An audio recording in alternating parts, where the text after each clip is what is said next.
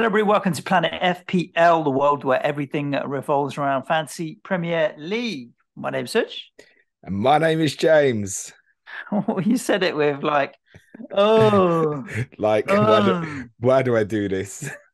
Can I just go into hiding for a little bit? uh, because of obviously the North London derby. No, it's because I mean, is that important? You know that FPL means so much more to me than my football club. This is. I had an interesting Not. inflection point about after the Manchester derby on Saturday, James.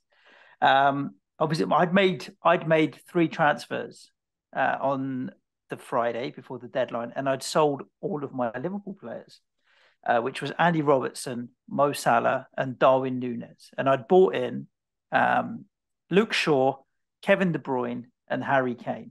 So yeah, we're getting into our game week all of a sudden. Hello, listeners. Hope you're all, had a great week and all that kind of stuff. Weekend is They've better had a than better one mine, than better than me. mine. Yeah, exactly that.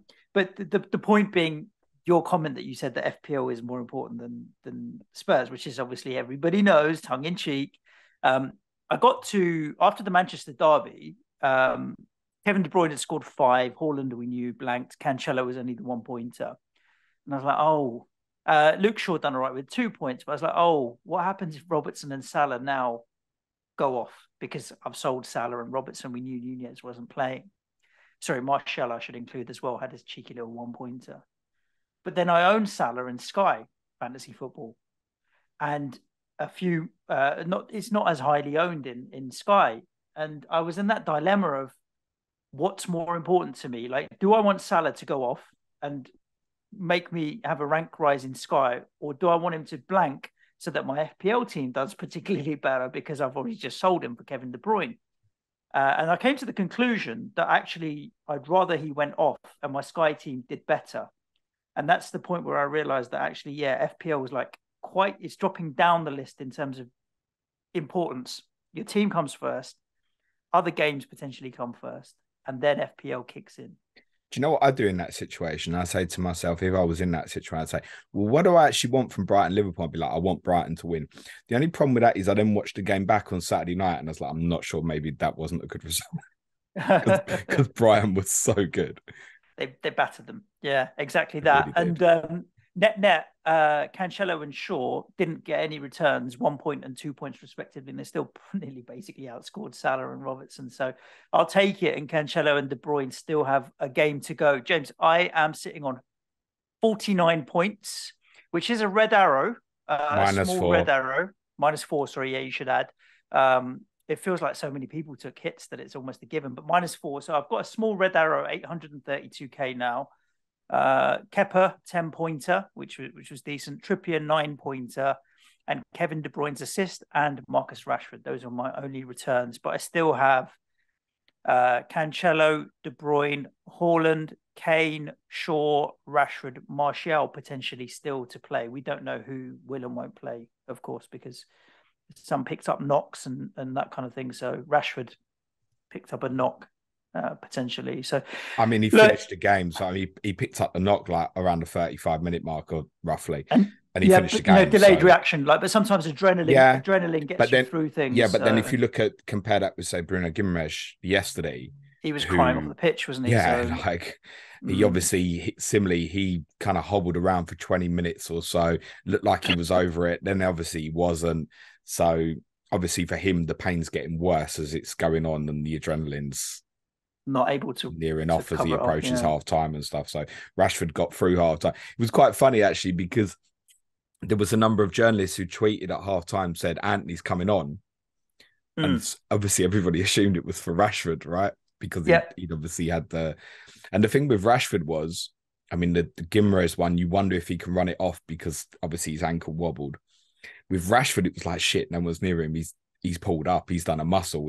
When it happened, you went, oh, I literally thought of everybody who triple cats in him. Thought that's a 1 pointer, and I was ready to tweet and say, "I've been here with Sadio Mane. Like I know how this Mm. feels. Like I feel for you." But look, he's obviously got through the game and got the winning goal. He has indeed. Tell us about your game week, sir. 43 points for me. Rashford, De -8. Bruyne. I wasn't going to mention. You called my -4. I'm calling your -8, sir. I would have seen it. Going to see if I can get away with only being 2 points behind you. Rashford 10, De Bruyne 5, double clean sheet, Trippier, Botman, which I'm not even sure if that was good for my rank because I got Mitrovic and he missed the penalty. And obviously Trippier's ownership so high. So in a weird way, I may have even been better off if Mitrovic had scored and wiped out the double clean sheet. I took a -8. The first bit looks great. I'm probably kicking myself a little bit because I did fancy Chelsea for a clean sheet. It's a discussed with you on the differential show on Friday, and obviously got De Gea in for Kepa. And I did have a suspicion that I might not make it back immediately. And effectively, he was definitely part of a -4 because that wasn't the transfer I needed to make. Whereas Kane and Rodrigo in for Salah and Greenwood was. Rodrigo had to be the part of that to get Kane in. So, mate, no regrets. Happy with the decision. The other thing is as well, part of the hit meant I was leaving Hugo Bueno out the team. That's 6 points on the bench. I see Ben White's 8 points is sitting there. Yeah, you could have bench boosted, well. and if you'd have got that return in the bench boost, 18 points, you'd be happy with that, would you? Take that. Yeah, absolutely. Me, I was 16 points for bench boost, always the target. So. Yeah, someone on one of my YouTube streams will ask me in about 5 weeks and say, "Why didn't you bench boost in the double game week?" And I'll tell that individual what I told them a few weeks ago. I don't have a fucking time machine, mate. I can't see into the future. So look, at the moment, it doesn't look great, but I think the team's probably set up in a better way. I kept Cancelo, which has returned nothing so far, and it might be that he comes back out the team as well. But I felt I needed more information from this week before I did so. Highly likely that I'll roll this week, Suj. Highly likely. I'm okay with the setup for the team this week, and to be honest, the decisions I have a couple of kind of benching dilemmas. So Ward versus De Gea, Leicester at home to an inform and flying Brighton, or Manchester United away to the best team in the league at the moment. And also probably Ben White versus Sven Botman. Go for the double clean sheet, Newcastle again at Palace. Or do you look at White versus United at home? And I'm leaning towards Ward and Botman purely because it gives me the all-in strategy. Yeah. Yeah, I think it's close enough calls that what I mean by that is because I've got Martinelli and Rashford offensively, I'm going for an all-in strategy where in theory, all 11 of my players could return for me. I'm not too dissimilar, James. I mean, the one thing that I would say might make a difference to what I do is whether or not we get an announcement on any rearranged fixtures, because there is still some talk and rumours about a Manchester United fixture getting added. So for me at the moment, I have 3 Manchester United players: Luke Shaw, Marcus Rashford, and Martial. Martial is expendable for me. I don't need him, and I don't really want him either. Even if they had the double 22? No, well, that's the thing. If they have the double, then I'm going to keep him, which means I might roll and have 2 transfers plus a hit to deal with at Manchester United. Because remember, I've got double Newcastle as well. For listeners that are like, oh, what are you talking about? Of course, if Manchester United and Newcastle, who are the favourites for the semi-finals in the Carabao Cup, go through, then they won't be playing in game week 25, and that's 5 players for me, which is a problem I need to start planning to fix from 22, 23 onwards. So the only thing that could make a difference is fixtures announcements, but other than that, I'm fairly comfortable. I've got good options going into this week. I mean, Haaland, De Bruyne, Cancelo with Wolves at home is decent. I don't mind the United players against Arsenal, but I also don't mind the Arsenal players against Manchester United. I think that'll be a interesting and a decent game. Kane with Fulham is perfectly fine, and the Newcastle boys with Crystal Palace. Now I've made my Harry decision. Listen, I'm sticking with him for a long time. It's because he's offensive.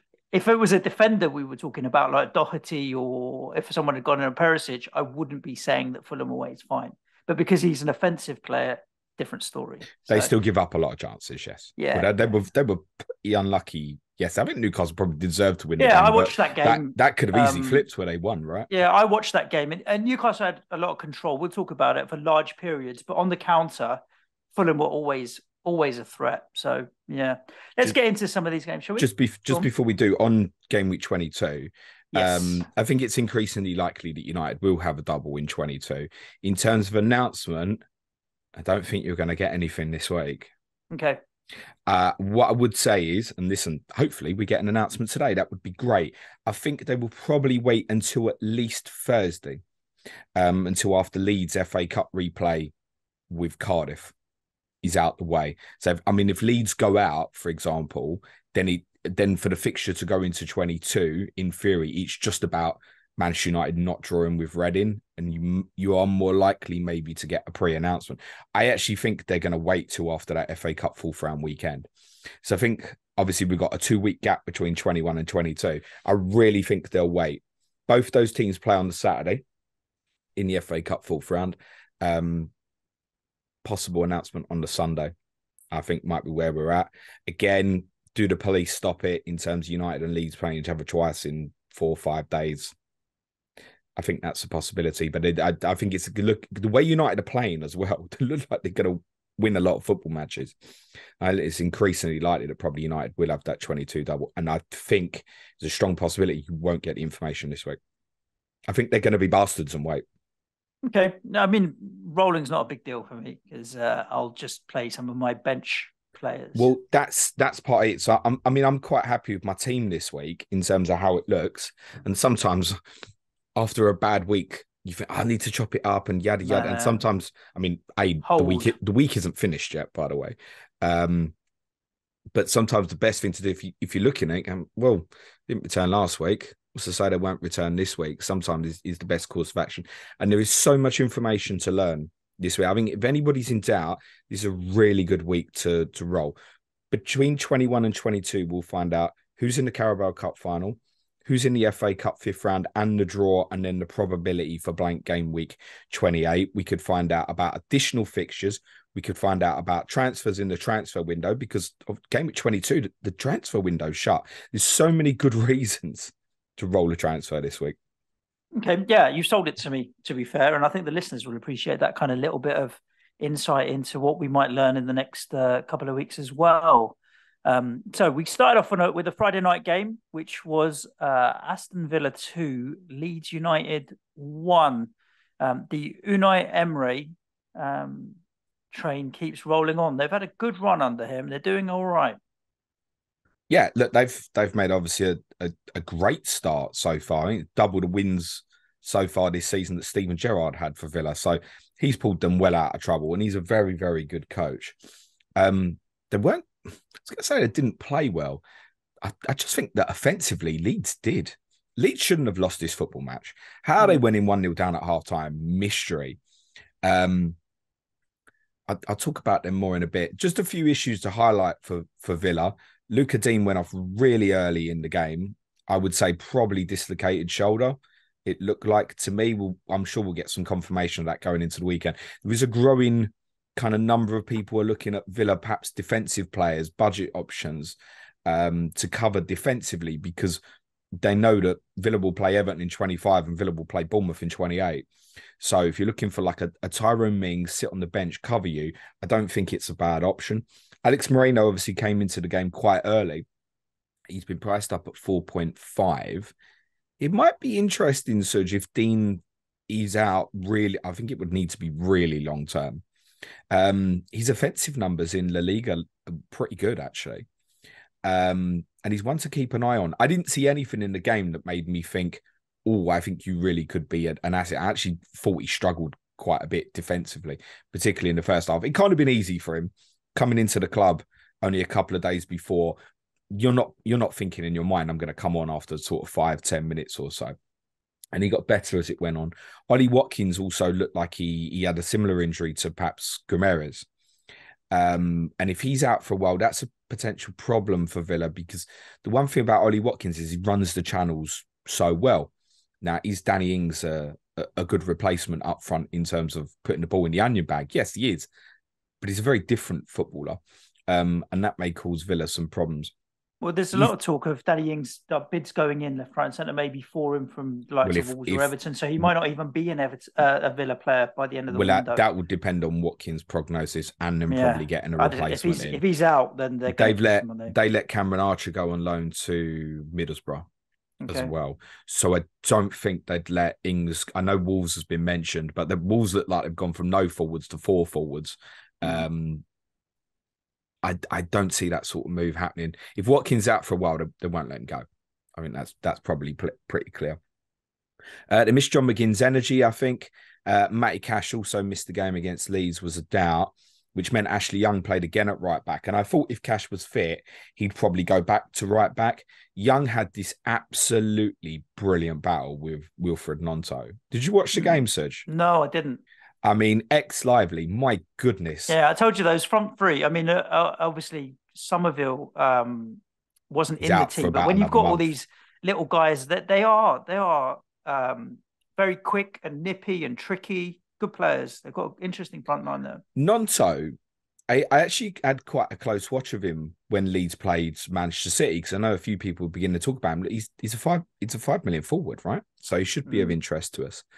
If he's going to play regularly. And with Somerville out for a while and Sinistera's still not back, that's not in question. And actually, if he keeps playing the way he did Friday night, he'll certainly stay in the team in any case. Too good. Against City, I thought he was a bit out of his depth, actually. It looked like the game just completely passed him by. And I thought, I'm not sure you're ready for this, which is an interesting one because obviously he's already played for the full Italy national team, right? I think he's their youngest ever international, I want to say, possibly. But his performance on Friday, he was the best thing about the game. It was like get him the ball. And do you know what? Young did quite well against him because he was so on it, Suj. So on it. I'm not sure how many attacking returns will be there, but I'm not sure how fussed you are about that for 5 million forward going forward. And they would potentially cover game week 25 quite nicely. Obviously, if Southampton lose in the Carabao Cup semi-final, Leeds host Southampton that game week. What was interesting about Gnonto was his performance was so good. It made me wonder, Suj, if Chelsea would make a bid for him by midnight that night, because now they love a left winger at the moment. But you know what was really interesting? I had a look through his ratings for some of the apps, if you will. And I'd arguably say he was man of the match. Who scored? It's awful. Who scored rated him at 6.5? Yeah, Sofa score rated him at rubbish. 5. Red, wasn't he? 5.9. Yeah. And who's the other one? Someone else rated him at 6.1. Footmob. But it's all 6.1. statistic, right? It's based on losing the ball or missing, and it's fine margins, right? It's that's why eye test versus looking at the stats sometimes Well, doesn't quite that's pay why off. I wanted to highlight it, because if you watched the game, you'd have gone, "Oh my god!" If you've just logged on to your favorite app, be it SofaScore, Who Scored, Footmob, whatever, you've gone, "He's been shit." Which was I found that quite interesting, actually. He's definitely one to keep an eye on. Defensively, they are horrendous. And I know there's a lot of Leeds fans who are running out of patience with Jesse Marsch. I think it would be a big mistake to sack him. Yeah, I think they're right. Because, I mean, look, they're in a battle, and I think they've won, 2 games since game week 3, Suj? So, look, if a Leeds fan says to me, James, we won 2 games since game week 3, I put my hands up and say, I can't argue, that's not very good. But I see a team that's, I think, progressing, and that sounds contradictory to the results, where I can see a strategy is in play. There's a movement towards a young, energetic team, and definitely, they are working hard for that manager. I genuinely think if they sacked him and it doesn't click where the players go, I'm not sure about this manager, I think they could go down. Whereas right now, I don't think they do. They score too many goals, and admittedly, they concede too many. But offensively, I think they're like a top half team in terms of their goals output. So I really think it'd be a mistake potentially to move him on at the moment. The thing you have to remember is as well is they lost the 2 best players in the summer in Rafinha and Calvin Phillips. And that's so important to them in terms of their offensive work. Phillips, obviously, defensive work as well. It was long highlighted Leeds' bad record without Phillips. Replacing Phillips needed 2 players. So they bought Tyler Adams, who's been great. Mark Rucker's complimented him okay. And they bought all these young, quick attacking players, of which they've got a new one they've just bought in. His name's just escaped me. From Hoffenheim. I don't know if he's been priced up in the game yet, actually. I don't think he has, actually, Suj. But yeah, club record signing another attacking player from Hoffenheim. In the summer, they've got to get through this season, and in the summer, they need to invest heavily in that backline, because that backline is a championship backline, in my opinion. And that's going to continue to give them problems where they can dominate games like this, and they did, and still have trouble. 41% of this match was played in Villa's third. Wow, interesting. Part of that as well is Villa are trying to adapt in style and draw teams onto them and play through them. I think the problem they've got at the moment is Mings, Konsa, and Martinez are not good enough on the ball. But I think it's nice that they're trying to progress. Let's be honest, they've not been that really since they come back into the Premier League in terms of a controlled possession-based team. Because what's interesting is, despite the fact it felt like Leeds dominated, Villa had more of the ball. Interesting. And considering they were winning for basically the whole game, it's really interesting. Says a lot about the two teams. I really enjoyed this game, actually. And by the way, Suj just told me before we started recording that we have to finish this in around about an hour and 25 minutes. So I'm going to talk about the other 9 Premier League games as much as I possibly can, so we don't get to the 10th one, Suj. Well, we've done enough on the first, so there's 8 games to go. Manchester Derby. We both predicted United were going to try and get something out of this game, and they were on good form. And I think what credit to them for coming back from a goal down, right? Which is recovery at home. There's 9 straight wins at Old Trafford now. You looked at Bruno Fernandes's interview after the game where he talked about, we weren't a team before, we're a team now, we're playing like a team. And he's not wrong. I actually genuinely believe what's coming out of his mouth. Do you think he was also talking about his Portuguese mate there? Yes. Really? Nico, if you're listening, honestly, a private WhatsApp chat I was having with someone, and we were talking about, wow, like after the result, wow, surprised that Man City lost, but kind of not. But also I said, what does it say about Ronaldo? What does it say about him? Now, I don't want to criticize him. He's one of the greats, right? But from a cultural point of view and building a team, they are playing really well. But City, on the other hand, now looking at an 8-point gap against the team that are playing even better, the gap's building more and more and more. Yeah, I mean, as you said, we both said we thought United would win. However, the honest truth is I didn't think that once I saw the teams. And City clearly had gone back to what they know best in terms of selection. I saw the team and went, bar arguably the centre-backs, because John Stones and Ruben Diaz are obviously out, that might be City's best lineup. Yeah, and maybe Foden on the right, Grealish on the left, or something like that. It was more of a traditional 4-3-3 build-up for City. I think United defended really well. They went in kind of hard man-to-man in a few places. So Varane and Shaw would seem to be taking turns that actually, if Haaland did drop off, they were going to go with him, which is brave because you leave space in behind, but you're not so bothered about leaving the space in behind for the others, right? And City, when that happened, City couldn't get the ball right for Foden or Mahrez in behind. That said, it's interesting. I think it's easy to forget. After City scored, they had a spell where they looked like they had the game won, but they never threatened to get the second goal. And actually, the goal that they got through Jack Grealish, which was brilliantly assisted by Kevin De Bruyne, who didn't have a great game, in fairness, not to his normal high standards, I don't think. They didn't create a lot otherwise. Had one shot on target in this game and the Southampton game last midweek. Have you seen the XG? It was low, but it's got to be really low. 1.75 for Manchester United, 0.6 something for City. So the score reflects the XG. What's really remarkable about that is that it's actually, I don't know the date, but it's City's biggest XG defeat, as in disparity between the other team, in a Premier League match, I think for around about 3 years. Wow, really? And yet, at the point that Fernandes runs onto this pass that was meant for Rashford, City were ahead on XG. It's just literally that the Fernandes and Rashford chances were such big chances that it put the disparity in the XG. And they put them away at the end of the day.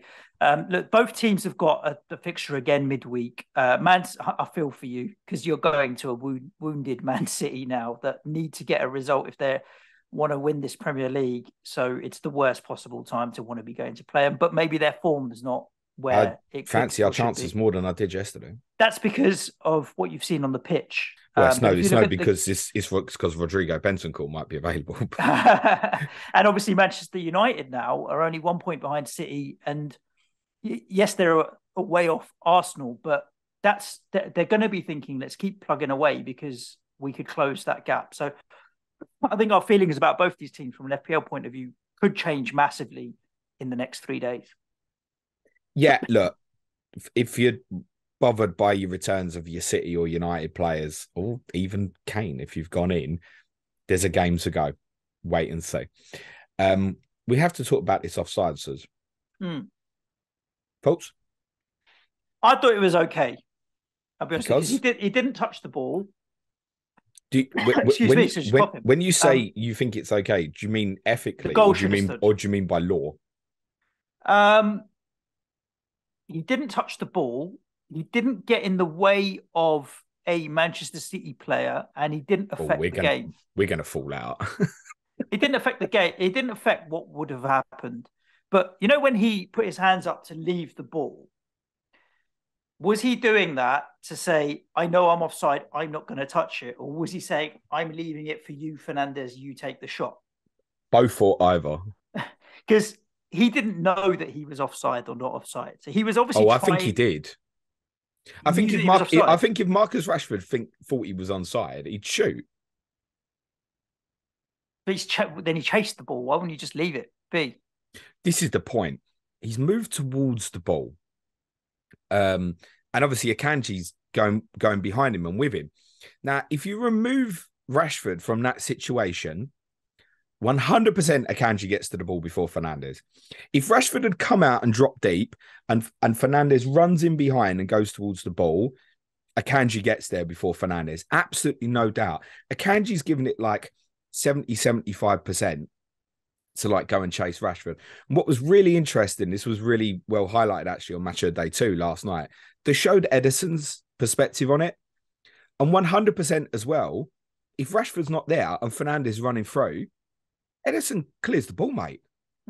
Not only that, but he obviously from his position, he can't tell if Rashford's on or offside. If you look at it from the angle from behind Fernandes, where he ends up shooting, Ederson's looking at Rashford the whole time. His eyes don't even make near contact with Fernandes till basically he's had the shot. So you can't say that he didn't impact on other players. I thought it was really strange. And when I say this is really strange, people say, are you saying conspiracy theories? No, I don't fucking believe in them. But I thought it was really strange that they didn't go and look at the monitor and take their time on it. Because it looked like a little bit like, and I don't know if this is influence from Howard Webb, where it seems like they want less VAR involvement, which I'm thumbs up to, by the way.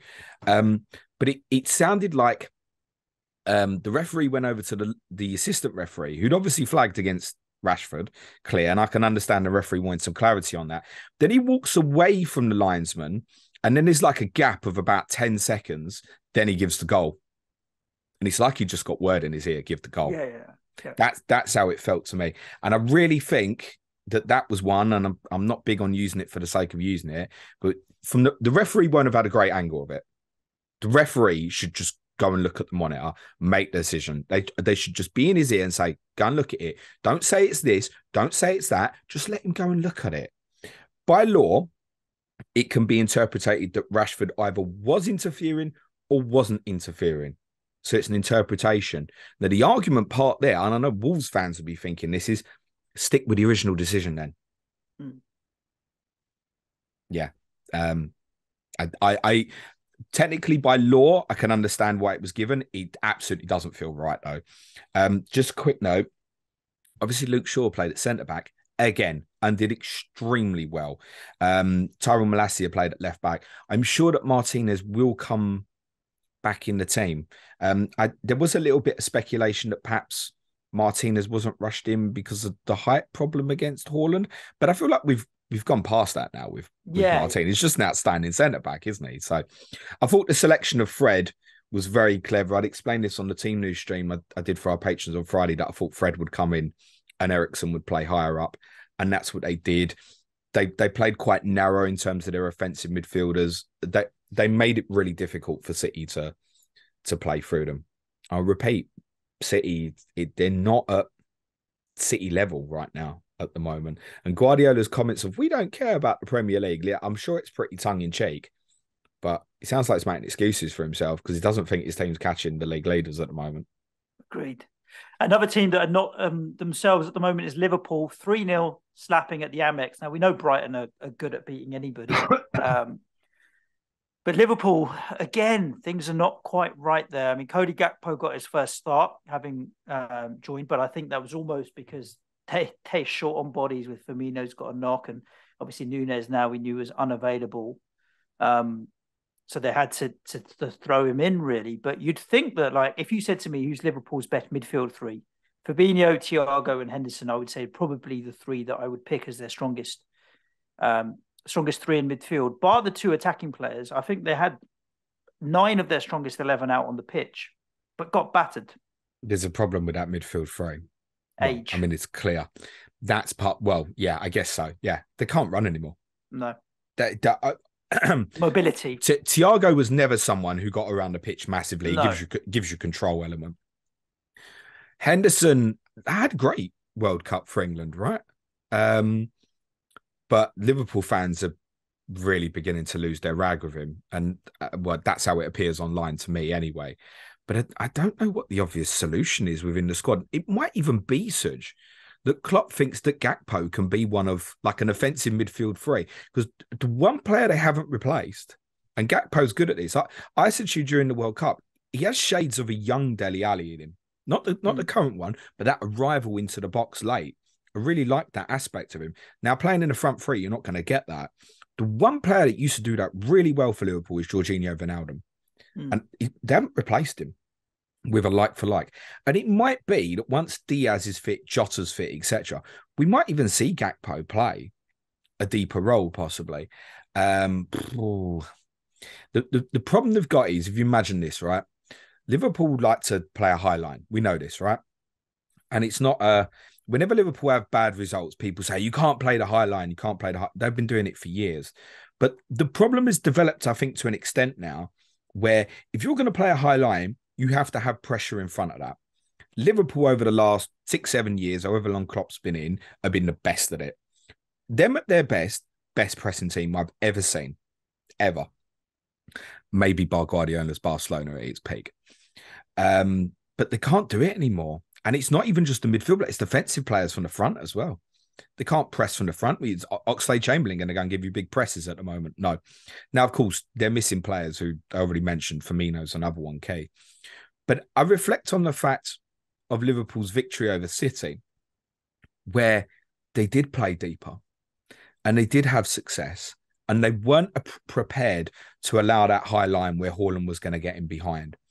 And I just think that, honestly, if they drop the whole team off deeper and decide in the immediate to stop pressing, because they can't right now, that they will start winning football matches again comfortably. Because sitting off deeper will also draw players onto them more, and they'll have more of the ball and they'll have more sustained possession in games where players like Fabinho and Thiago can be useful for them again at the moment. At the moment, they're not. They're in a really bad run, to the extent that if it was anybody other than Jurgen Klopp, you'd be going, he's in trouble. Now, Jurgen Klopp isn't the problem, but Jurgen Klopp probably does need to adapt something here short term, or they just take a progressive view on it and go, no, this is how we play. This is the problem. The transfer window in the summer is going to fix this. But I think, for example, like Liverpool heavily linked with Bellingham, he's going to cost a fortune. If they buy him and he's the only player that they buy, then I'm not sure it's going to fix the problem. It will certainly improve the situation, because Bellingham is a beast. He's a monster, right? But if you still got others around that team that can't press in the same way, problem. The good news for Liverpool is they've got 3 fixtures coming up where there can be every expectation that they'll win them.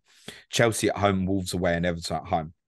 These are nice 3 fixtures, because Chelsea obviously aren't right at the moment either. So, yeah, if you haven't sold yet, excuse me, there might be a case to hold. At this stage, potentially.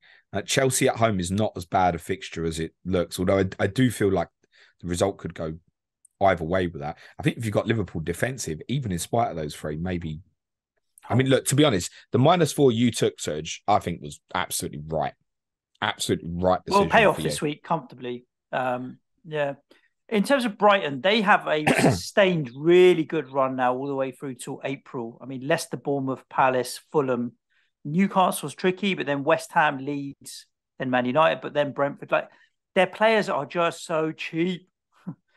Go where Yeah. you want to. Like, it's one of those where you're like trying to rank them in order of what's the best to go and get. But Sonny March is cheap, Mitoma's cheap. Even McAllister, if you like him, is cheap. Defensively, Dunk, Sanchez, any. I feel like it's very hard to rank them in order of which is the best to get, because they're all similarly priced and they're all similarly capable of returning. I would say the only one not to get is Leandro Trossard, but then he may never wear a Brighton shirt again. I'm not going to go into as much detail on Brighton as perhaps I normally would, because Sam is coming on to FPL Seagulls on Clash to Correspondence this Thursday, and Sam will be able to answer the Mitoma versus March and Dunk versus Estupinan, or if Evan Ferguson is worth it. He'll be able to answer that, where's McAllister going to play going forward, because he was a little bit more advanced against Liverpool. Played more of a half position where when the centre-back's at it, it was kind of dropping into double pivot, but then in possession was moving a little bit further forward as more of a number 8. And he was occasionally rotating position with Adam Lallana. Trossard's situation is really interesting, isn't it? De Zerbi given the olive branch after the game to say, yeah, I'd have him back. But it seemed like his attitude was, actually, no, you can do one, actually. It depends what you read. Some seem to think that he's got his contracts out in the summer, but Brighton have an option to increase it automatically, which presumably, even if they were selling, they would probably do, because the value of the player is higher. Or he's got 18 months left. Either way, he's not got a huge amount left on his contract. It does appear that perhaps his head might have been turned by someone. I don't know who that is, but that's a possibility. At the moment, Brighton aren't missing him, and it speaks volumes for what they're doing. Can I ever about a De Zerbi tomorrow, today, yesterday? I genuinely think he's wonderful. I think he's an absolutely brilliant addition to the Premier League. And if you haven't watched Brighton, go and do it. They are the best pound for pound team in this league, in the sense that they are the best run football club. I don't think it's impossible that they could get themselves into a challenging position for top 4. So you talk about so impressed with James. Kieran Maguire, Price of Football, tweeted after the game, £31 million exactly was the entire team on the pitch that beat Liverpool 3-0. Their scouting network and how they go and get players. I mean, let's be honest, the majority of players in that team we won't have heard of before they're born. There's a few, obviously, Adam Lallana. You've even had people like Lewis Dunk who've come up. Danny Welbeck's another good example. But there's so many players in that team who've come from nowhere. I remember Robert Sanchez making his debut at Tottenham and not being much impressed with him and going, I never even knew that they had this goalkeeper. We'd had a bit where Ryan and Steele was like the double up in goal, and suddenly this fella was in goal for Brighton. So many others, Casado, McAllister, Mitoma, another one. So many players who they've got who look absolutely exceptional. On March, Mitoma, I've probably got a slight preference for Marsh at the moment, in the sense that I think Mitoma is an amazing player. I knew that the first time I laid eyes on him, and I think he's a super, super talent. I'm not sure if it's going to equate to the returns, but it's interesting. De Zerbi's comments after the game were saying, look, I've got them targets. Mitoma needs to go and get me 10 goals before the end of the season. Solly March needs to get me 10. Solly March is now on 5, and it's 5 in the last 4, because remember when he scored that worldie at Southampton, I pulled out the stat that he'd had the most shots in the league this season without scoring. Suddenly they're going in. It's one for the XG purists, if you will, where suddenly he's finding the back of the net. Do you know what? He's in great, great form. The caveat is game week 25, they're meant to go to Newcastle. Now, it possibly depends how you're setting up here, but if you've got 5 United and Newcastle players, and suddenly you're going, shit, I need to get one of these Brighton players. You just need to be conscious of that if Newcastle reached the Carabao Cup final. Now, for me, I think it'd be a case where if Newcastle don't win in the Carabao Cup and they go out and that game's on in 25, and then I can potentially use these players off the bench, then that's more of interest to me. He adds into the role in this week. So, for example, if I downgraded Cancelo, is a perfect example. If I downgraded Cancelo to, let's just say, a Kanji at the weekend, and I brought March in for Pereira, I'm still not sure if I play Solly March. I probably would maybe pick him over maybe Rodrigo at the moment, for example. But actually, just leave me in a position where I'm going, amazing first sub. But Pereira's that for me anyway. Pereira might even be on the penalties now. Who knows? So I'd just be a little bit cautious of that. The other flip of that argument, which is correctly pointed out, is, well, in game week 25, we're fucking expecting away to Newcastle anyway. They've only conceded 11 goals all season. So maybe you're not. And you are right, Suj, to highlight that the fixtures otherwise are really, really good. So I think it's circumstantial. And Leicester away doesn't look as bad a fixture as we thought it would have done. They've lost all 4 of their games since the restart, and Brighton are on fire. I know on Saturday they were the highest scorers in the top 5 leagues in Europe since we'd restarted. There's a couple of caveats to that. Premier League's played more games than most other leagues. And Atalanta got 8 yesterday, I think. So I don't know if that stat's changed since then. But yeah, really good. Outstanding team, the way they play. No one else plays like them in terms of build-up. I did a talking tactics on De Zerbi when he joined. When he joined. And I spoke about this box that they create between the centre-backs and the double pivot and midfield, where they draw you in, they slow the game, and then they just go ping, ping, ping, ping. And it's like that. Honestly, they're so good. If Conte goes, and I'm not at the moment that fussed if he did, De Zerbi's my first choice. I'm sorry to the Brighton listeners. Get me. We've got an Italian sporting director. It makes sense. I want to watch good football again. Honestly, I love watching them. Right, let's rattle through some of these games, James, because I think the next 3, there's so little give a shit from an FPL point of view. But Everton 1, Southampton 2. Thank you to Everton just for making my club not look as bad as potentially it could. Thanks for getting Southampton closer to you. Maybe it would have been better if they won. Listen, they obviously the big game, Everton West Ham this weekend, but then they go into Arsenal, Liverpool, and then Leeds. Even Southampton have got some tough fixtures. Villa are obviously in good form. Brentford are difficult anytime, and Wolves defensively are never too bad. And then Chelsea. So both of these sides have got tough next 3 or 4 games to go into. Everton fans are going to be fuming though to lose a lead and end up coming away with nothing from this and be sitting 1 from bottom. Do you remember what I said to you on the Patreon pod on Friday? If they lose, they're going down. That's not what I said. I said if they lose, I think they'll probably finish bottom.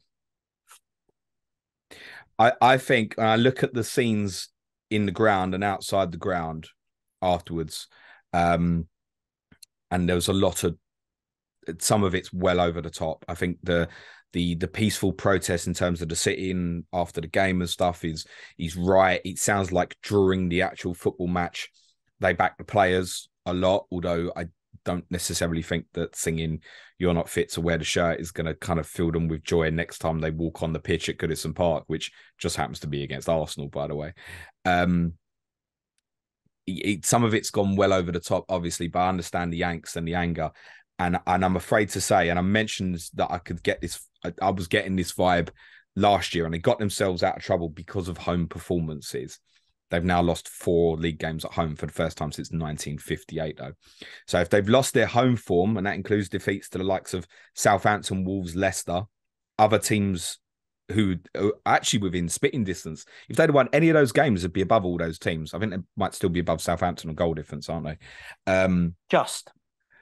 But it reminds me, Suj, I'm afraid, and the Evertonians really don't want to hear this, it really, really is beginning to remind me now of the Villa 15-16 season. In the sense that they're not as bad as that Villa, by the way. They do have some good players. But the circumstance around the angst around the ownership and stuff and not being able to change it, etc. It's reminding me of that. I went to Villa Park in that season in March time, and it was already clear by that point that they were going to go. And I mean, the atmosphere around Villa Park was so bad. So bad. Tottenham fans had so much sympathy for what was happening with Villa and Randy Lerner that our fans started joining in with their chants for him to go. Wow. It's like because they were that bad. They were so little of a threat or anything. And I do think there's a danger that in these next 3 games, I mean, I don't see as shit as you've been, Suj. I don't see them getting anything at West Ham. I can't imagine how they stop Arsenal and then Liverpool away, even despite what we're saying about them. Probably have too much for them. Then there's a few decent fixtures. Leeds, Villa, Forest. Leeds, Villa at home, great. Even Forest away at the moment. Forest haven't lost at home since September, and they're on a good run, as we suggested they might be, Suj. Oh, well, look, we're talking about it. They beat Leicester. I'm really, really concerned for Everton. They went with a back 3/back 5, which in fairness is what I thought they should have done, because they've got the centre backs they've got aren't bad. I think the centre backs they've got across Godfrey, Cody, Tarkowski, Yerry Mina when he's available are a Premier League level, right? They're decent, and I think that gives them a platform. The problem is Coleman and Mikalenko offensively not good enough as wing backs, so you have to play it as a 5. They do have some energy in midfield. I think Alex Iwobi's remarkably, we thought he was going to be out for 3 weeks, started, so I wouldn't want to give him too much stick for his performance at the weekend. I think Onana is starting to look okay as a player, but if don't find goals from Calvert-Lewin, I've got to play a forward. Same problem as West Ham. Interestingly, like the goal difference record, both of us have scored only 15 goals all season. We've just conceded 1 less than they have, 26 to 25. But that's how tight it is. But that's what problem I'm saying. is defensively, goals. Yeah. They're not atrocious. I mean, I wouldn't say they're good defensively, but they're not atrocious. They're better defensively than Leeds, for example. But Leeds are far more likely to stay up. On Saints, massive win. And very suddenly, that's a good week, isn't it? Sat down City, with obviously you beat Everton. Yeah, and Palace in the cup as well. Admittedly, that kind of got handed them on a plate by a mistake by Vicente Gaeta, but they won 3 games in a week, and suddenly pressure off. Really important. And a couple more fixtures now, which aren't easy. Villa at home, Brentford away, Wolves at home. All of those 3 fixtures probably look a little bit more difficult than they would have done 2 months ago, but they are games where they can get results in. They've got to keep doing it. They've on a little bit of momentum here, and they've got to chase it. They've made a very interesting tactical tweak in the last couple of games where they've gone to a back 4. They've been playing Lianco at right back and moved Cole Walker-Peters to left back. I think it's difficult to gauge in terms of whether that's necessarily going to make them better defensively over a longer term. If you've got Romain Perraud, you need to bin that, by the way, people. Obviously, you can bench it this week, but I'm not sure he's going to get back in that team, by the way. Lavia back. No coincidence. Romeo Lavia's back fit and Southampton start winning football matches. Honestly, that kid is such a super talent. But most importantly, they've changed James Ward-Prowse's position. James Ward-Prowse, over the last few games, has played as an out-and-out number 10 off of a front man. And obviously, he scored twice at the weekend. So we're used to that with the free kicks. What we've become less accustomed to is him arriving into the box like he did for the equalising goal, which he finished really, really well. James Ward-Prowse has not had a good season for Southampton, but he's looked re-energised over the last week in this new position. He is 6.2 in FPL. I wouldn't be buying him right now over Rodrigo's, Odegaard's, if you can get up to Martinelli's, Rashford's, these kind of similar players at that value necessarily.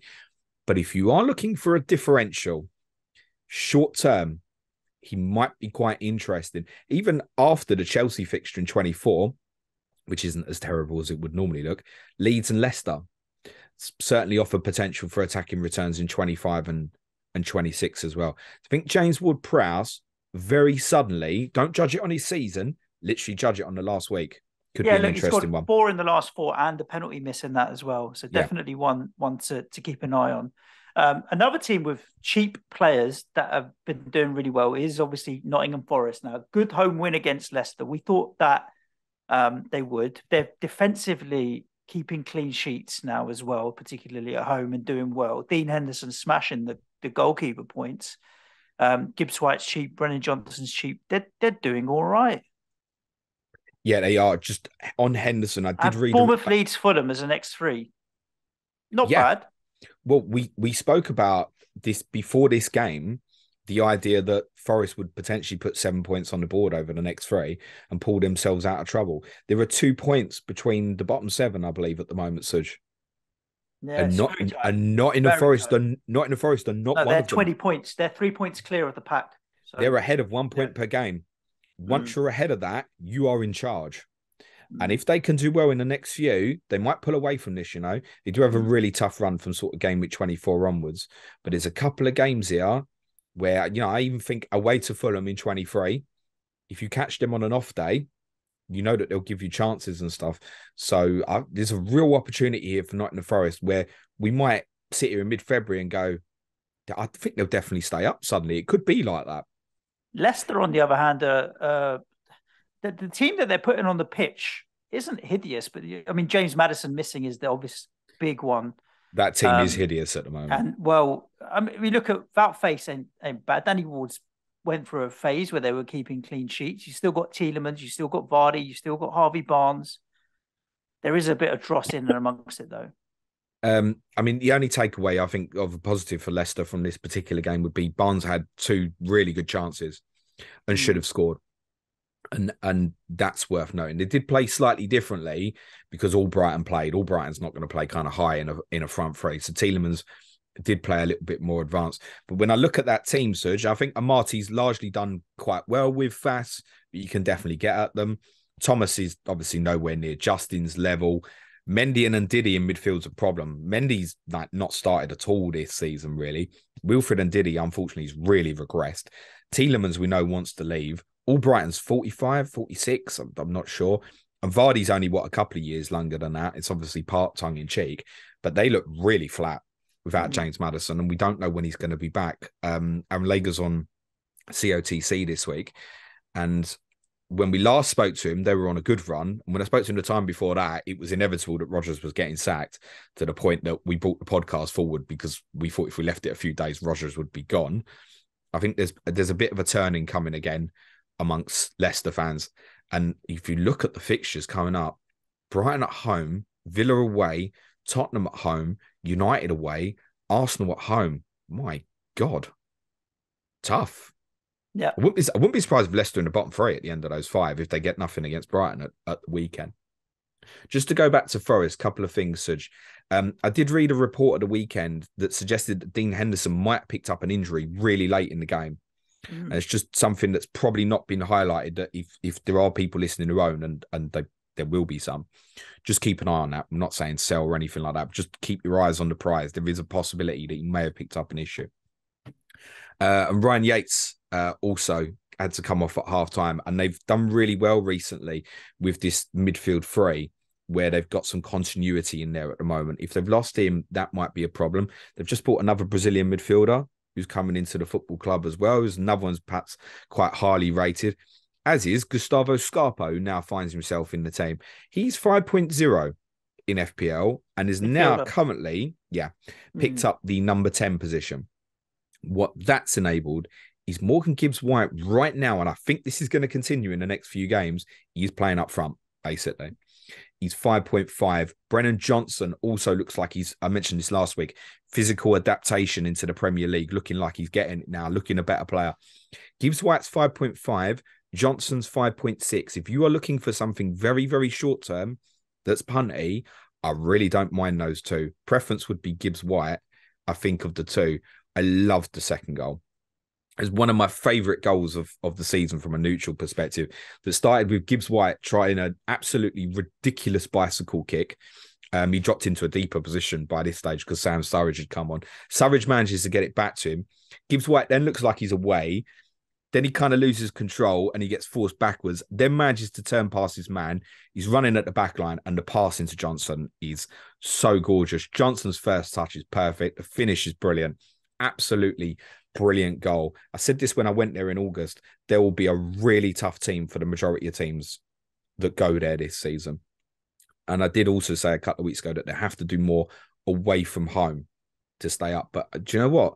their home form might be enough that it will carry them. If they can get the odd one, like the win at Southampton the other week, they must be really, really happy at the moment, Forest fans, because they didn't want their manager to go when most on the outside thought it would happen.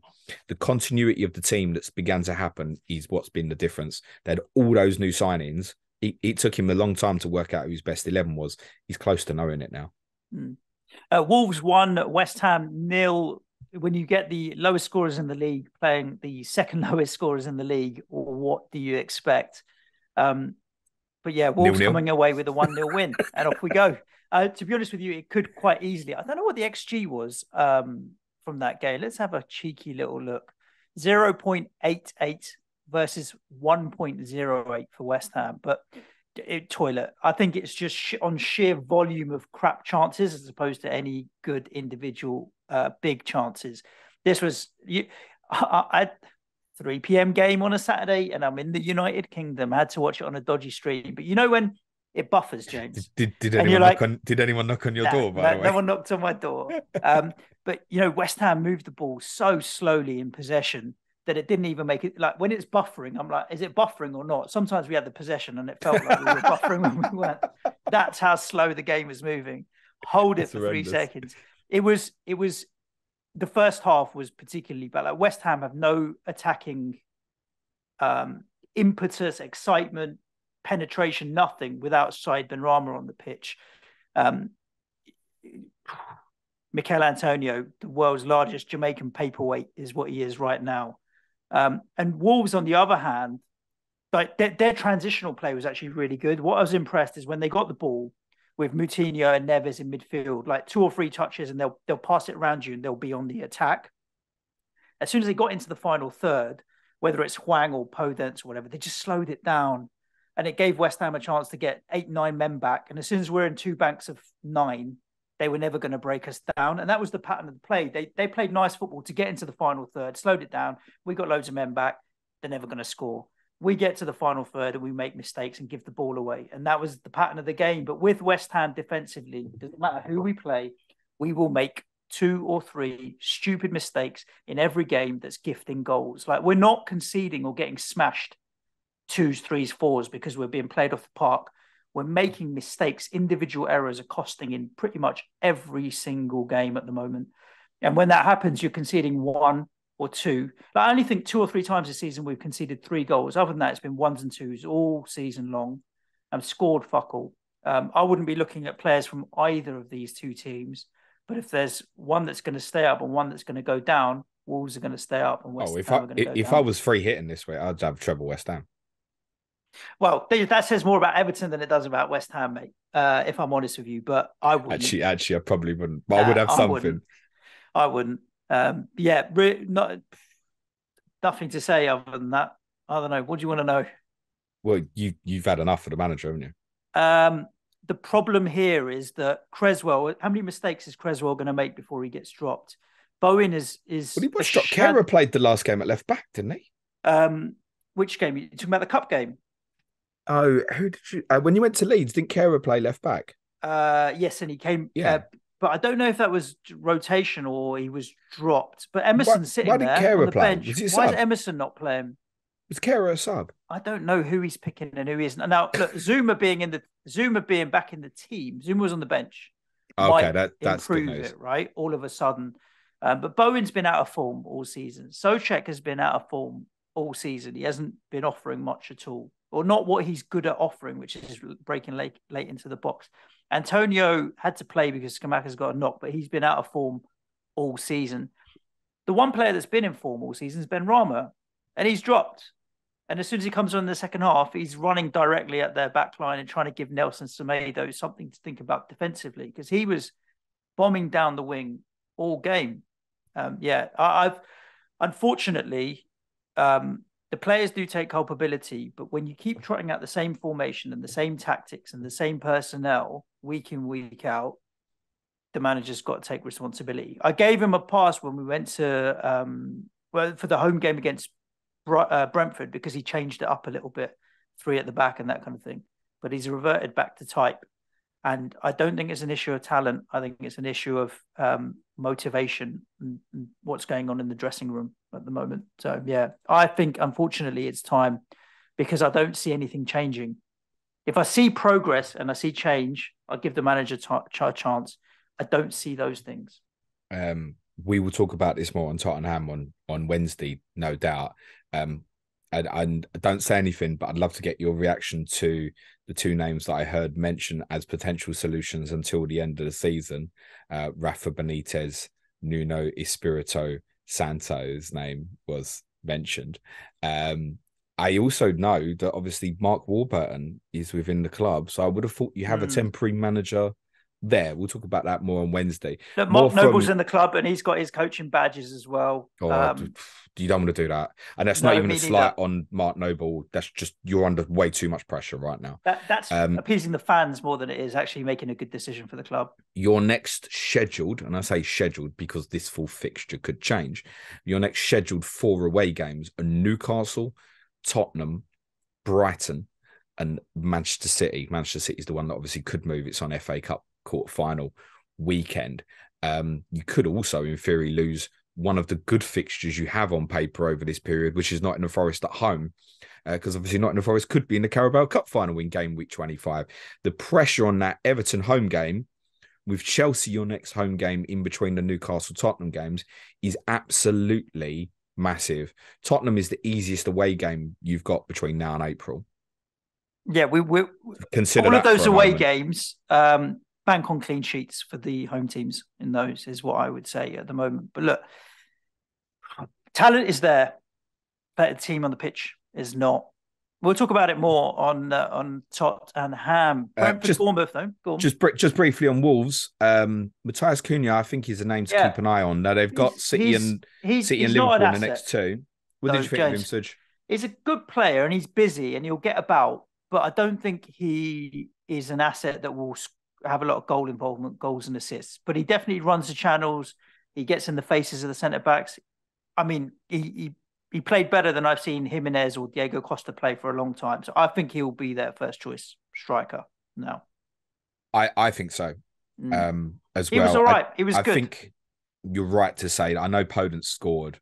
And Hwang is a likeable player, but I think they probably need to get an offensive player in. Down. Just an interesting one on that. Pedro Neto was spotted training at the weekend. Now, that he's probably nowhere near ready, but it's coming. And he'll obviously give them a real uplift if he's back for... look, they're playing Tottenham in game week 26. That's when he'll be back in the team. They got an interesting run, 23 to 26. That's all. Where timing-wise, you could maybe dip into something. Bueno, there was rumours going into the weekend that he'd been dropped, played again. As I repeat what I said after they drew at Villa, I don't think he's got any faith in Johnny's ability anymore or Aït-Nouri as a left back, and I think he's going to stay in that team. Now, obviously, for the next 2, City away, Liverpool at home. But honestly, if you're looking to downgrade and get yourself a cheap defender, I mean, now you wouldn't... Patterson's injured. Williams is not in the Forest team at the moment. Serge Aurier's, apparently, Forest fans tell me he's playing quite well at the moment. He's definitely the one. He's definitely the cheapest one to go and get. Absolutely. Brentford 2, Bournemouth 0. As expected, a home win for Brentford. They're decent at home. Ivan Toney scores again. Penalty. Yeah. Again. It's not a penalty. No, but he scored a penalty. Whether or not it is or isn't, it's soft as you like. It's not a penalty. I think this is one, my honest opinion on this, before Howard Webb had come in, and it's interesting because I actually think largely less VAR involvement is good.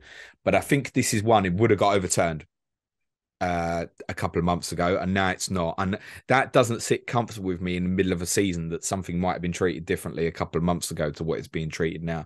Tony pulls on to centre size. He locks him.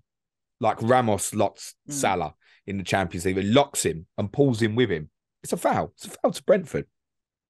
And he pulls him in, and then Tony spins, and then Tony's facing up and centre side's running back towards him and knocks him over.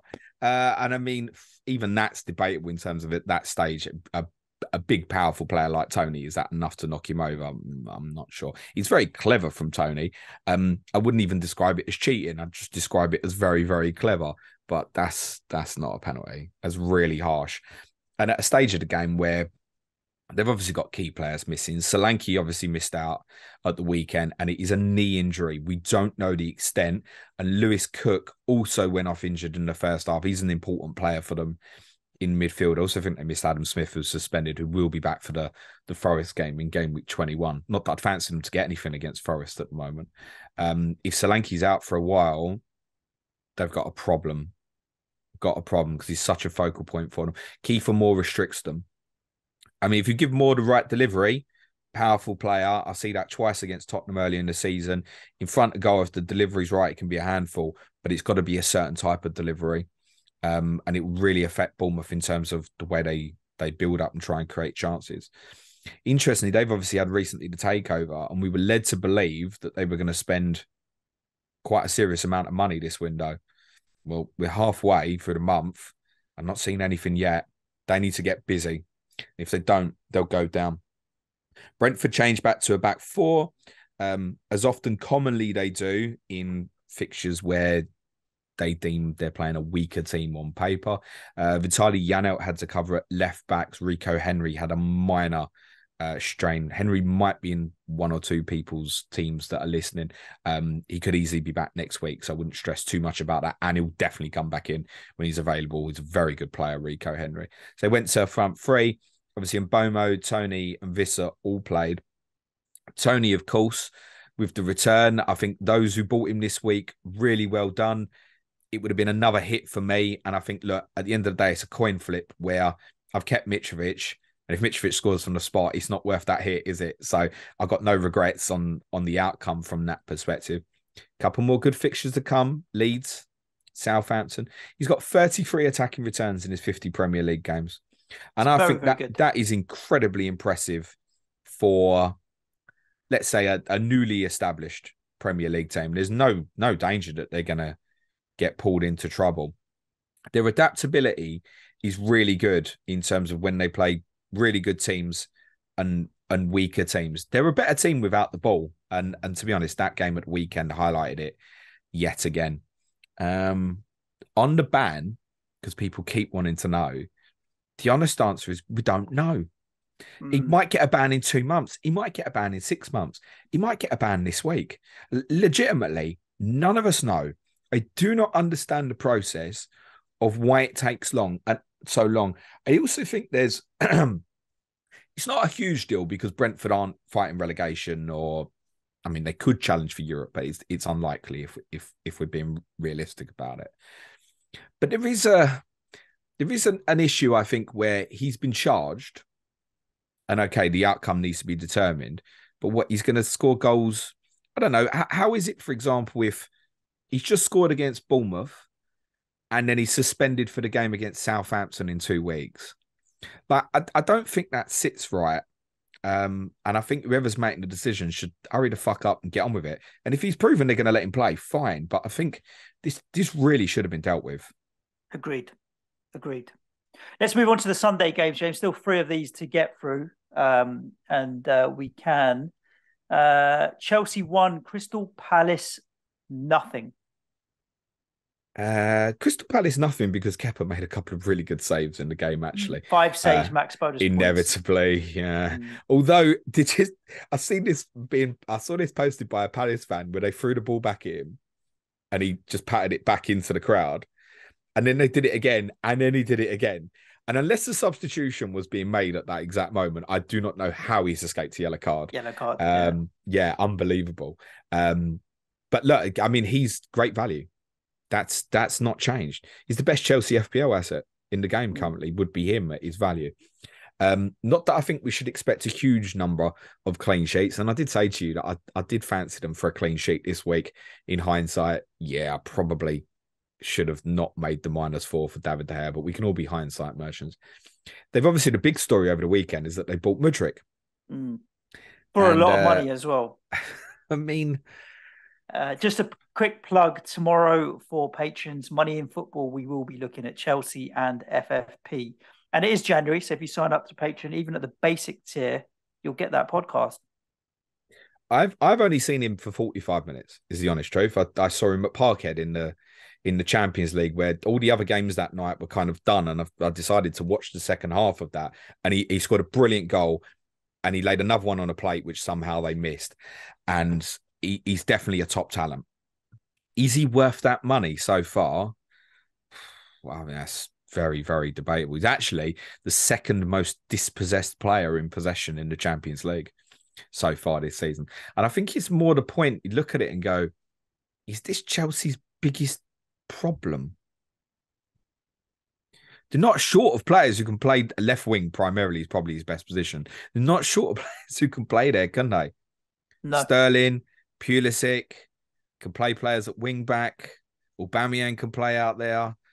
I feel like I'm almost certain there's other players I'm forgetting who can play left wing for Chelsea.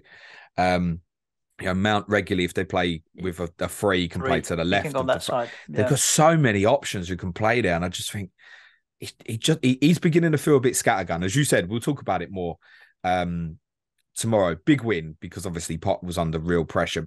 I didn't really doubt that they would, although, yeah, they had to be thankful to a few moments from the goalkeeper. They primarily played a hybrid back three, where Hakim Ziyech and Lewis Hall played as the wing backs.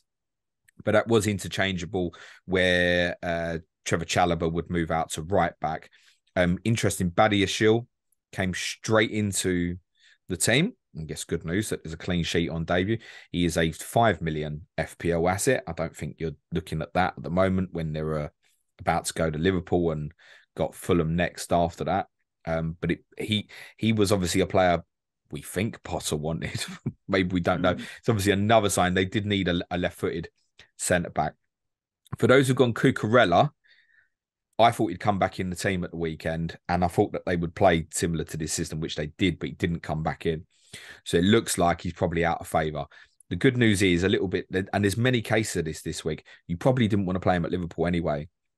So unless there's a value perspective problem, if you can just bench him this week and run through, that's probably the right idea. Again, a little bit like what I said to you on Friday, Suj, and I did a piece on this on my deadline stream after the deadline as well, that I really find it really difficult to judge Potter at the moment because we've got so many injuries. Understandable. For Palace, Joachim Anderson, hamstring injury. If you're a Palace fan, I think basically switch off the TV, switch off your notifications, and just come back in April. Yeah. Because I could see them getting to April without winning a game of football. That's definitely possible.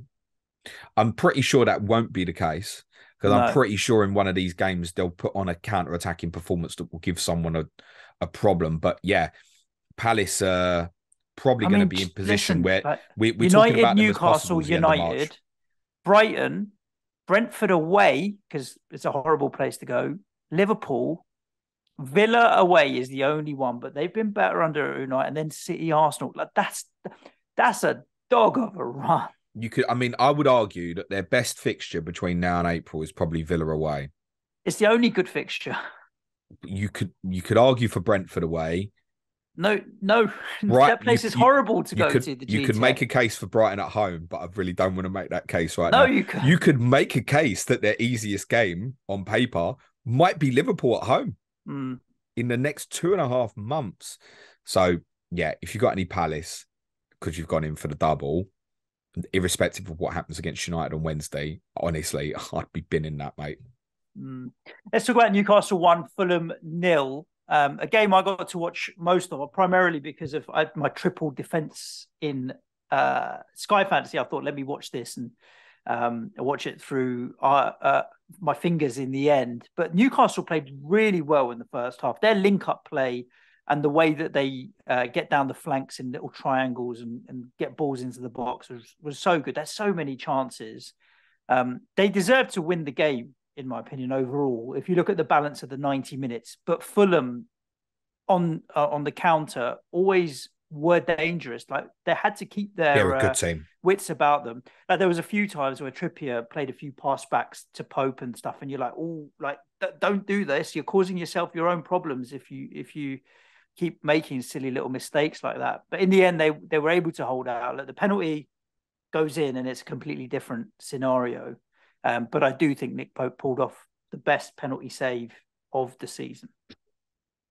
For those who don't understand that, in Sky Fantasy Football, you are rewarded the points whether you saved the penalty or not. The irony that he Suj. scored it as well. Like the ball ended up in the back of the net, right? It's when the player misses it, it goes wide and the keeper doesn't touch it. You're like, that's one thing. The ball went in the net this time as well. But anyway, I'm gonna assume that people do understand, but I saw a lot of I don't understand why this is disallowed on the Bird app yesterday. Obviously he's kicked the ball twice, as simple as that. Yeah, he kicked it onto one foot and the other. That's it. And it's not one where it should be retaken because it's the same as that's a foul. If you kick the ball twice from a corner, it's a free kick.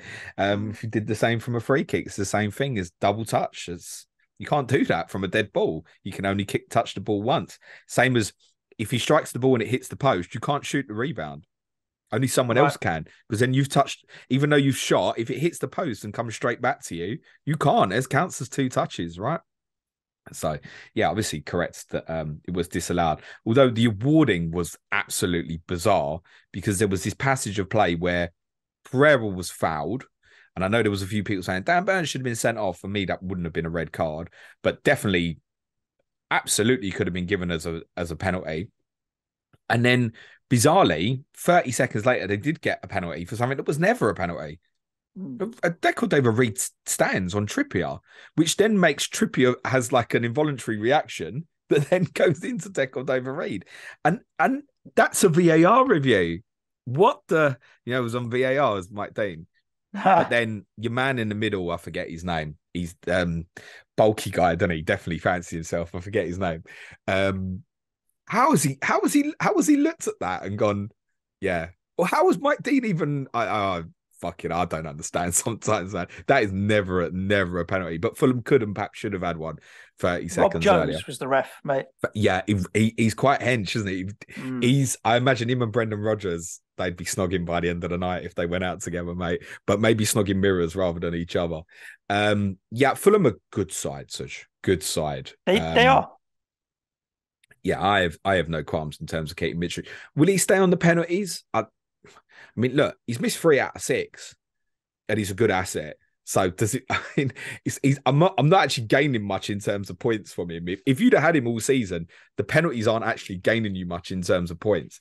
So, yeah, I mean, I don't think it makes a huge difference. I think he probably will stay on them, to be totally honest. Listen, if Fulham get one against Tottenham in game week 21, because Hugo's in goal for us, it won't make a fucking difference who takes it. They could have Bernd Leno take it and they'll score. So I think there's every chance he may stay on them, actually. Anthony Robinson will certainly come back in the team in at left back, was obviously suspended for this game. Couple of notes on Newcastle. I did a piece for our patrons last week, Suj, for talking tactics on Kieran Trippier. And he's just mad ability to hoover up BPS points, which essentially primarily comes from creation of chances, crosses into the box, and a little bit in terms of tackles won as well. But I must credit all our FPL for this stat. You know who the highest scoring defender is in any FPL season, Suj? Ever? Yeah. Leighton Baines. No, it's Andy Robertson from the 1920 season. Okay. With 213 points. Newcastle. He's going to smash this. Newcastle have just reached the halfway stage of their season. He's on 133 points. The better statistic is that in that season where Robertson was the highest ever scoring FPL defender, he got how many bonus points is Trips on, Suj? I would check for you. I want to say he's on 28. I think. Trippier. He is on BPS so far, 28. You're correct. Yeah. Well, that season, Andy Robertson got one more. Andy Robertson got 29 bonus points in that season. Wow. Kieran Trippier is 1 short. Essentially, guys, and I had this discussion on one of the streams I did over the weekend, that even when they go to Man City in game week 26 currently, I play Trippier.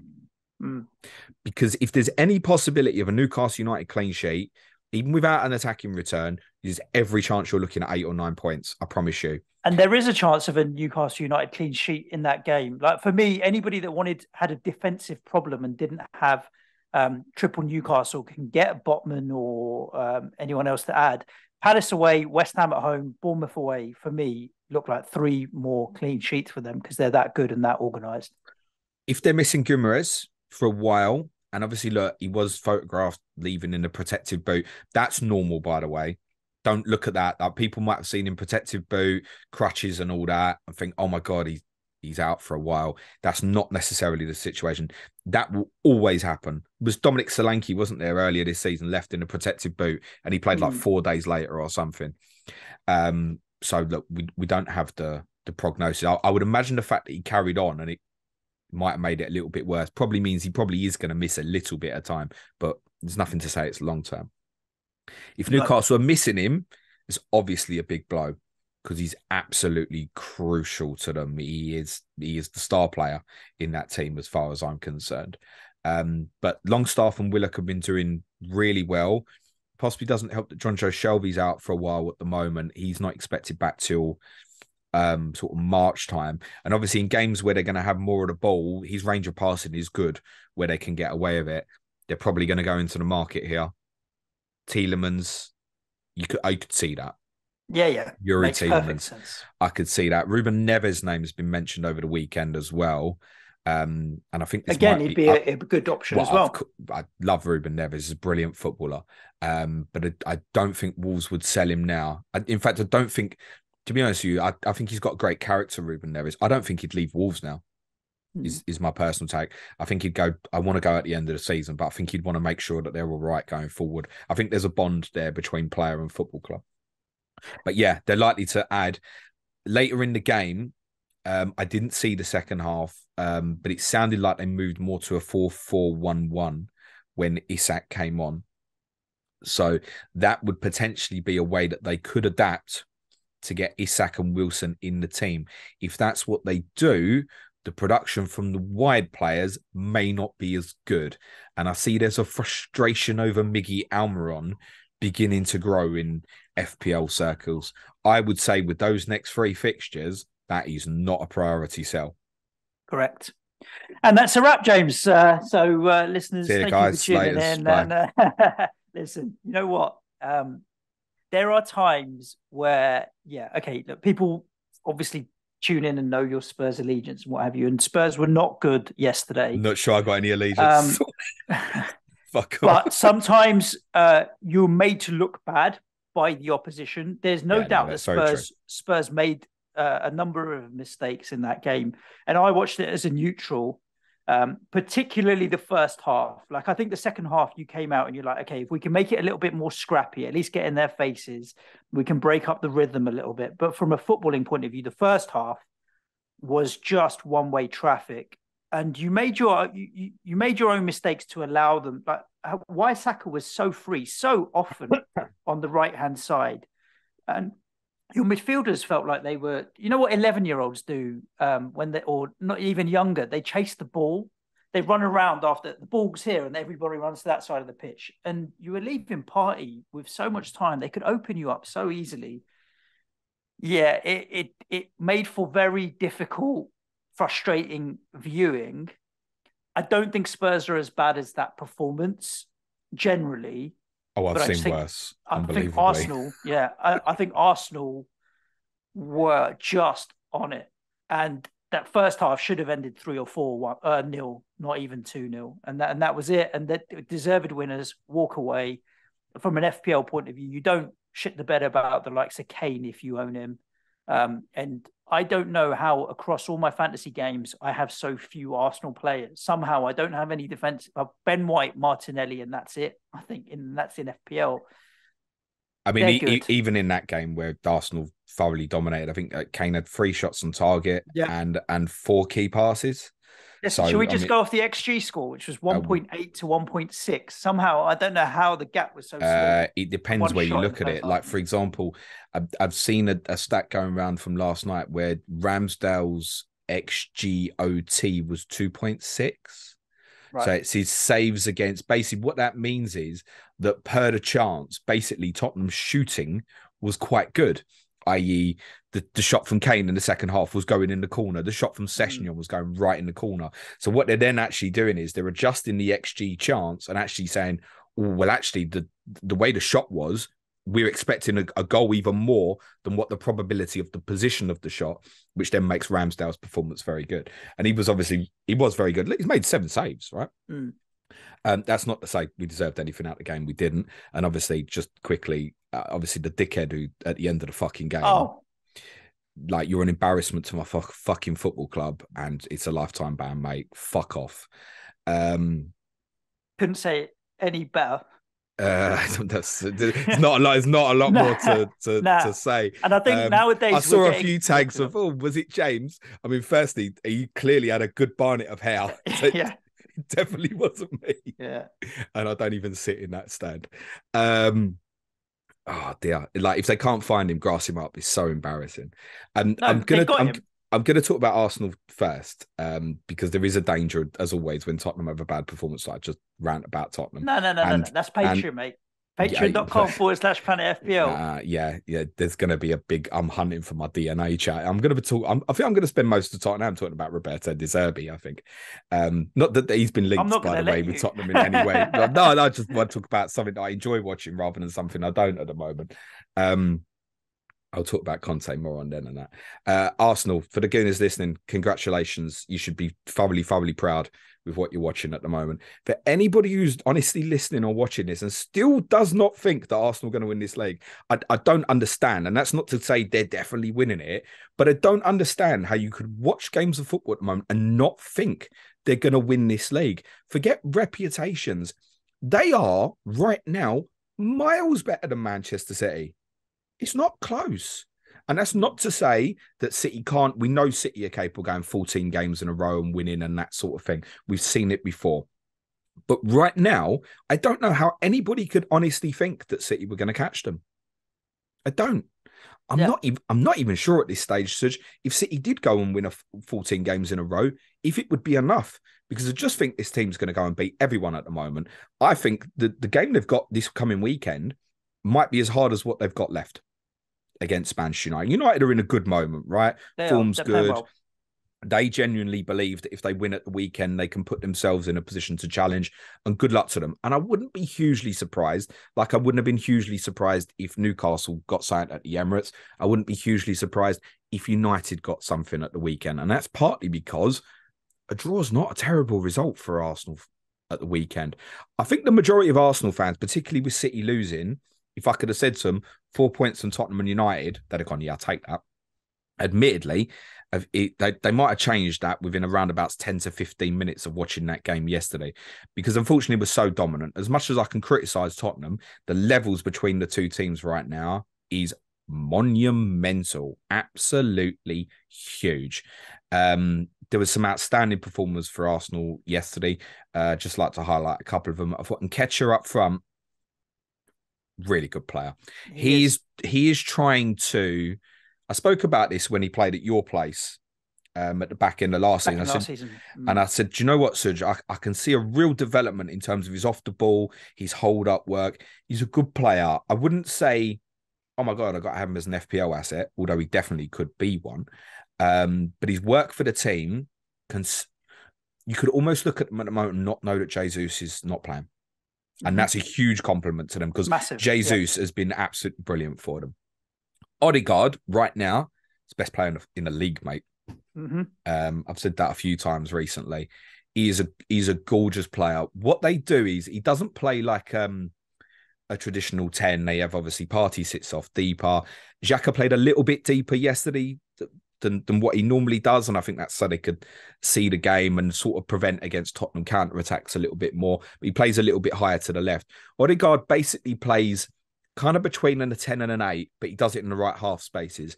And what the beauty of that is a little bit like the goal yesterday, where he's moving from a slightly right position into a central position onto his stronger foot.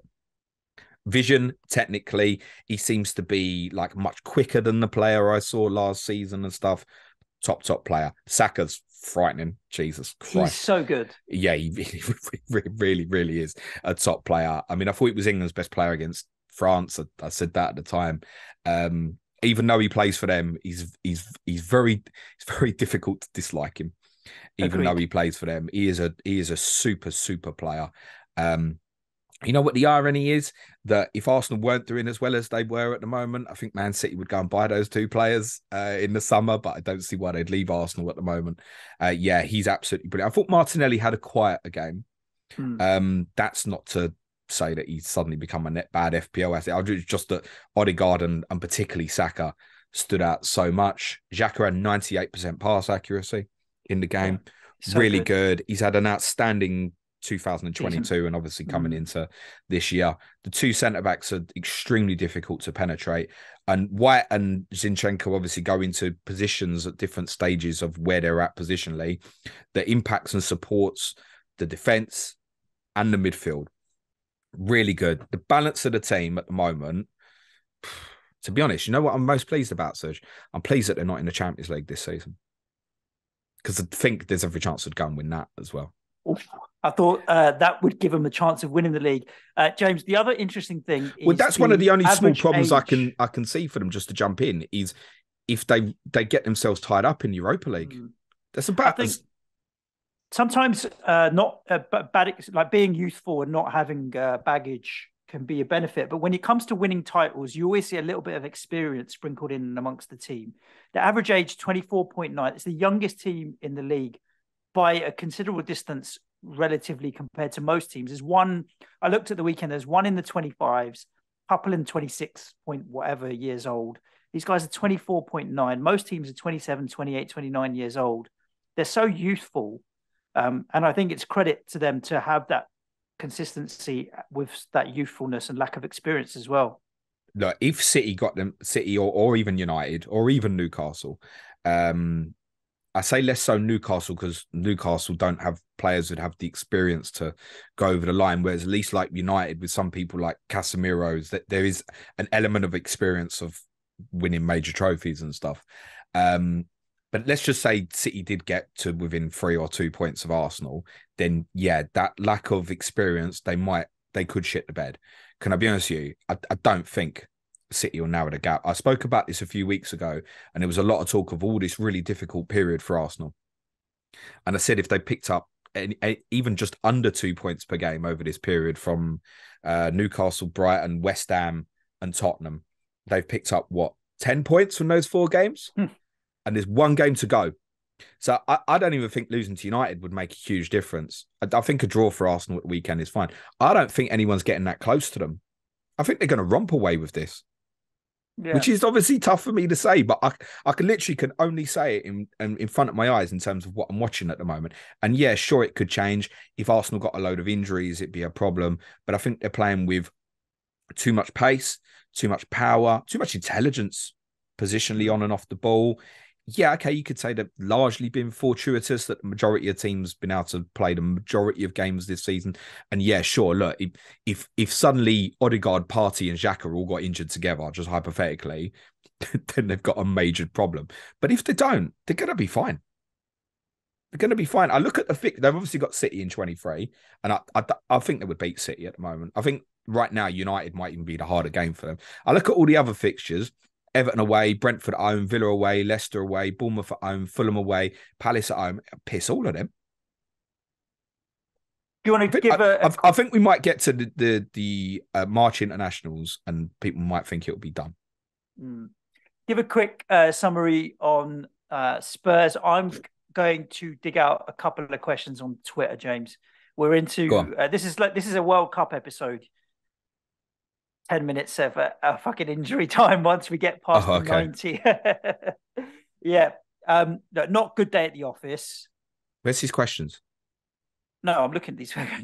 Not a good day at the office for Spurs. Go on, give us a summary. It was difficult to watch, right? I mean, as soon as I saw Bentancur wasn't in the team, because it had been the start of the week, he's going to play. Then it got to the weekend, was not going to play. Then on Saturday, was large rumours he was in the squad and Conte was going to risk him and start. And I went to bed Saturday night and I thought, if he's playing and Kulusevski's playing, we kind of knew he was going to play. Then I thought, you know what, there's a chance here. Unfortunately, Højbjerg he's been really good for Tottenham since Conte come in my opinion, largely on the whole. And I spoke after the Palace game saying I thought it was great. I thought it was great because Oliver Skip next to him really struggled and he took on a leadership role for the team where he was intelligent on and off the ball. Problem yesterday was the quality of opponent you're playing against is so much more difficult. And I do have a sympathy in the sense that it was a 2 in midfield against a 3 in midfield. And it's just a repetitive problem that we have game after game. And unless he can I be honest with you, Tom, Suj, if we change, I thought I was on Who Got the Assist then. If we change to a back four and went 4-2-3-1 tomorrow, I think we finish top four. You're laying that blame at Conte's door. I think a lot of people now are like just that stubborn pig-headedness. It won't do it. And do you know what? Sarr, bless him, he did all right in midfield. You know, no lack of effort and stuff. On the ball, he was okay and that. Wow, madness when you're chasing around the likes of Odegaard. I mean, tough when you've got a man disadvantage in that area. And Tottenham have got away with it for a long time, having 2 in there because the front 3 are so dynamite. And if they can draw teams on, then you get the 3 of them, Kulusevski, Son, Kane on the counter-attack, and we can destroy anyone. We can't do that. We'll never bloody score first in the game, right? We basically got to score first. I mean, it's getting ridiculous now. 4 home defeats in 5 as well. Can't blame the chairman for that, mate. It's on someone else. So my take on Conte right now would be just withdraw the contract. I wouldn't sack him. Just let him finish the season. Don't give him any money. Honestly, I don't want Tottenham to buy any players this month. And if he can prove himself with what he's got, fine. Because Tottenham have regressed this season off the back of last season with a better squad than what they finished last season. And Conte deserves massive credit for what he managed to get. And we were playing some really good football at the end of last season. We haven't played good football in a single game this season. We've had sporadics. Our best performance this season, honestly, was against Fulham in game week 6. We had sporadic little spells like the end of the Leicester game because they opened up like a fucking parting of the sea. Southampton opening day of the season. They played well. It's remarkable where we are. Why are we where we are? Because we've got bloody Harry Kane scoring goals up front at the moment. Son, I've told people it's awful at the moment. And when I saw the team as well yesterday, no Ivan Perisic, I don't know. I tried to convince myself in the run-up to the game once I saw Sessegnon was in the team, whose last performance was at Nottingham Forest in the League Cup where he got booed off, basically. We got booed by his own fans because he was so bad. I convinced myself that Sessegnon had actually done okay in some individual duels against good players. Like actually he played quite well against Mo Salah twice last year. He did okay against Saka in the 3-0 in May. But Conte didn't have a problem playing Perisic against Arsenal at the Emirates earlier in the season. And that certainly isn't the reason why Tottenham lost in that particular game. I don't know what the thinking was. He's just never going to be good enough. And one thing Perisic does bring, imagine as well, you've brought Sarr into the team to play inside of that. You've taken Perisic's experience out of the team. And Perisic, I've been saying this for a while, been getting fitter. For those who bought, sorry, none of us, promise you, no Tottenham fan could foresee that Perisic wasn't going to play this weekend. I wouldn't be surprised if it's Perisic and Emerson at Man City in the week, by the way. The only Tottenham asset you should be thinking about right now is Harry Kane. If you're on, it's absolutely fine. Please don't go and buy any others. I presume if you're interested in buying, you probably would have just done it the week that had gone anyway. Good. James, I've got just one question from you. I've been through the Twitter questions. So many are just like virtual hugs to you and me. So thank you, listeners, for telling us to keep our chins up and stuff. Look, at the end of the day, life goes on. What was the comfort food, James? That's what about 4 people want to know. We had a few suggestions for Nando's. I had a Domino's. Because and it's probably a good thing. The wife took the opportunity to go and stay at her father's last night because he's recently moved out of London. So she took Harry there as well. So I sat here and sulked. And what did I do? I watched more football and prepared for the podcast. I did it with Domino's because she doesn't rate Domino's. So I treat myself to a Domino's and various bits of chicken and shit. And yeah, it wasn't great. You know, I by the time it had come, I'd gone past hungry and yeah, it was all right. Nice. The thing is, what I really wanted was chicken, but I had to get out of Tottenham quick. Good. Do you want to tell the listeners what they got to look forward to for the rest of the week? And we can wrap the show. Yes. Tomorrow, I'm going to do an Ask James stream. That's because Suj is unavailable for the majority of the day. So you can ask me more questions on there, 12 p.m. UK time on YouTube. And there will be an audio version of that posted shortly afterwards as well. Wednesday's Sky Fantasy Football podcast, which Suj is winning £50,000 this year, by the way, in case you hadn't heard. We'll be talking about that. Thursday, Clash of the Correspondents is Leicester versus Brighton with Aaron Lagor and Sam Murray. So for those who wanted the Mitoma March answer, yeah, Sam will give it to you on Thursday. What I suspect he might go, I don't know, but I'll ask him. Friday is 2 big games this week, and there's obviously a lot of FPL interest. So we will kind of do this as short form version on Friday for the 2 games, Palace United and City Tottenham on Thursday. Our Patreon podcast this week, our Q&A today. Tomorrow, as Suj mentioned earlier, money in football on Chelsea and their spending and long contracts and amortization, I think, is going to get a mention, isn't it, Suj? I should imagine. Wednesday is Tottenham, of course it is, obviously, where I'm going to go for it a bit more on there. Thursday quiz. Friday will be our Game Week 21 differential show preview. Lovely jubbly. If you want to get all of that additional content, all you need to do this month is sign up at a basic tier on Patreon, which is all of £3. And Talking Tactics for the intermediate and advanced tiers this week will feature a closer look at our man Mudryk. Is he actually any good? Lovely jubbly. Head over to patreon.com/Planet FPL if you do enjoy it. We're so happy to pass over 700 people now in that community. We'd love to get to that 4 figures before the start of next season. I think would be realistic. So come and join us, support the show. If you like, I think that's ambitious, but okay. No, we can do it. If you like the content, then of course stick around. But come and give it a try.